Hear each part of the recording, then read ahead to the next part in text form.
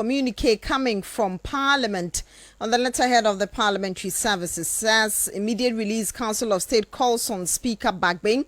A 5-member delegation of the Council of State led by the Chairman Nana Otuo today called on the Speaker of Parliament, Right Honourable Alban Sumana Kingsford Bagbin, to ascertain at first-hand happenings in the legislature in recent times, resulting in the adjournment of the House indefinitely. After a long deliberation, members of the council assure the Right Honourable Speaker of their preparedness to assist him and the leadership of the House to resolve whatever impasse there may be to pave way for a recall of the House.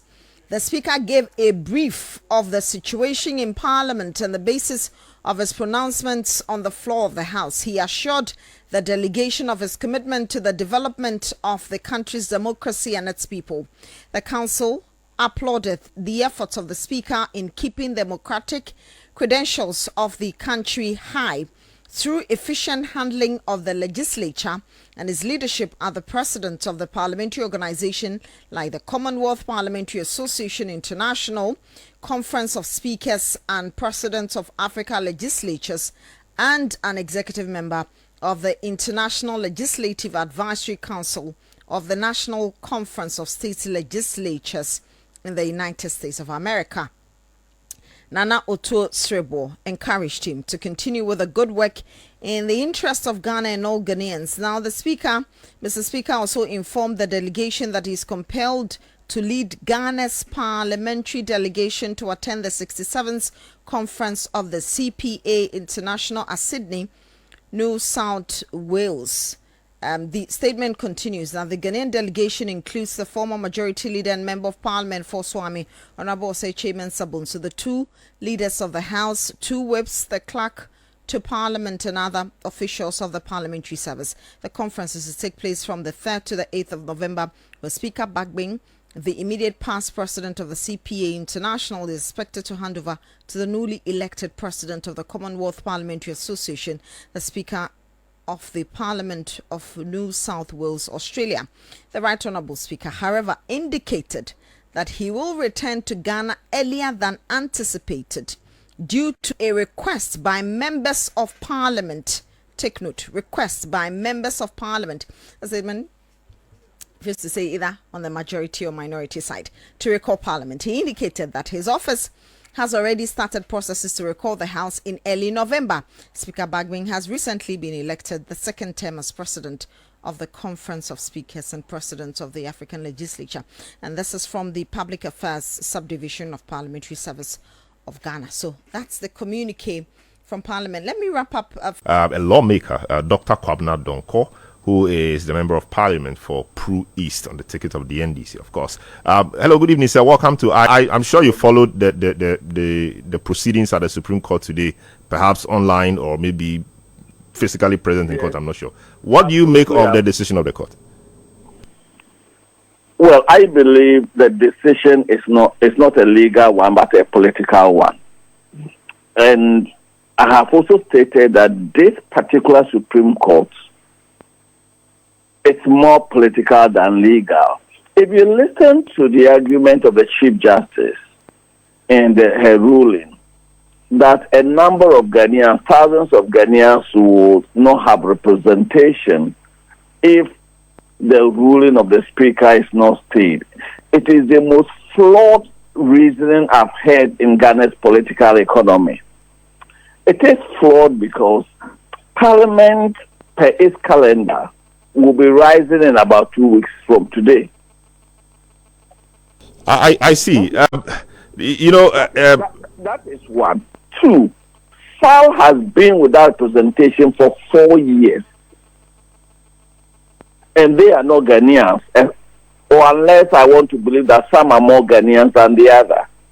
Honorable Asiama was expelled from Parliament with more than 4 weeks to go in 2020, and the people didn't experience non-representation. But Honorable, of course, the fact that it was wrong some time ago doesn't mean it should be, and we knew it was wrong, doesn't mean it should be repeated. The other point really is that in the Isiama case, I mean the first Isiama case, in 2020, nobody tested the law. Nobody took it to the Supreme Court. Perhaps if someone did, we would have had the same result we've had today.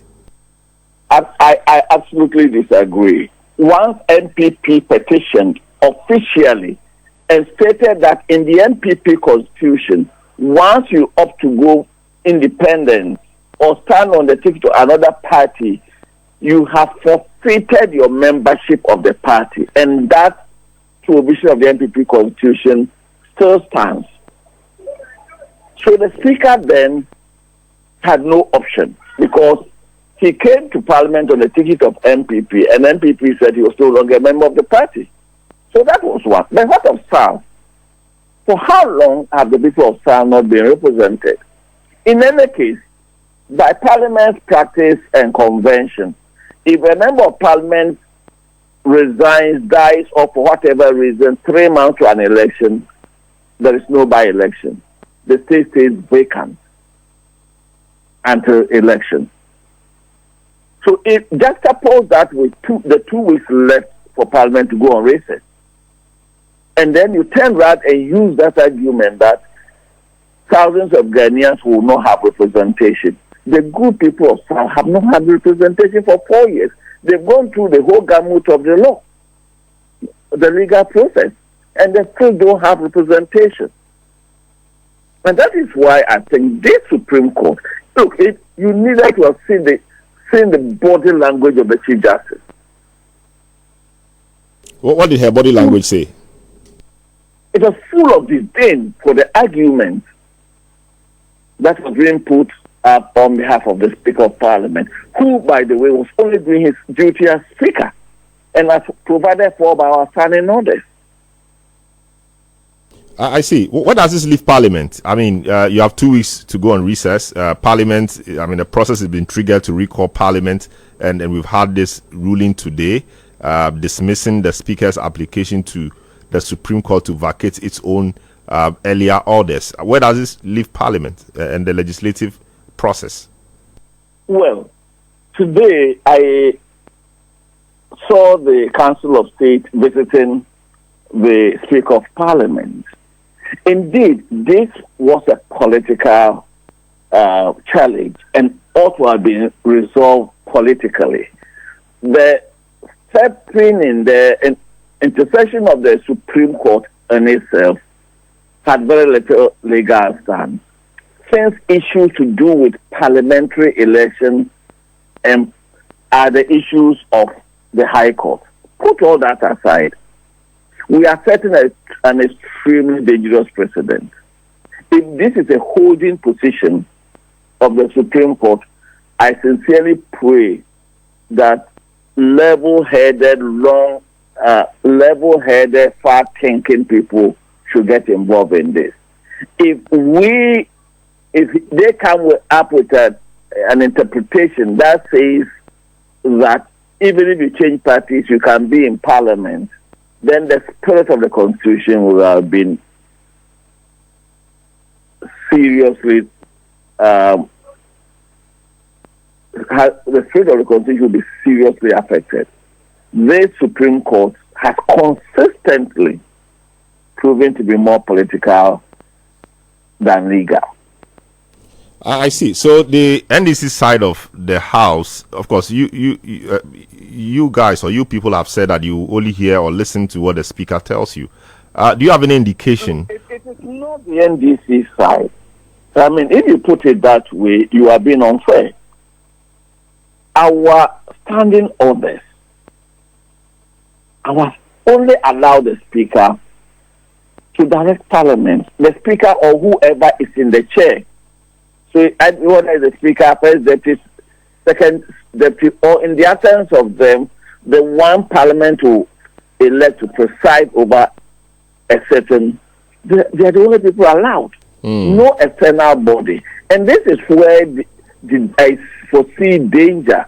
Indeed, I sincerely think Parliament should further test its powers by citing the Chief Justice for contempt of Parliament and bringing her before the Privileges Committee of Parliament to come and explain why she is interfering with the internal workings of Parliament.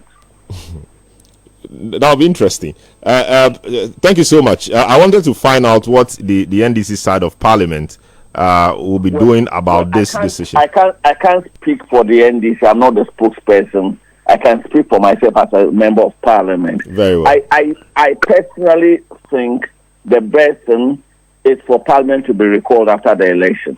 The only serious business left is the budget for the first quarter of 2025, and that can be done after the election. That is my personal view. We've seen some bills, waiting to go through the process. We've seen some tax exemption agreements. We've seen some lithium mining agreements. We've seen quite a number of businesses before the House. None of them is as critical as the political stability of this country. None of them. Wanting to pass 8 universities at a go, is that a priority? I see. So you think that the happenings in Parliament could make the nation tip over? Is that your thinking? You see, Parliament is the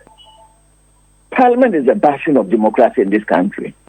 Anytime there is a military junta, there is a court, whether it's Supreme Court or Appeal Court, it exists. The executive will exist, but Parliament will not exist. So Parliament is really the will of the people. So when you have an unelected body such as the Supreme Court interfere in the work of Parliament, it signals danger for our democracy. Very well. Thank you so much, Dr. Kwabena Donkor, member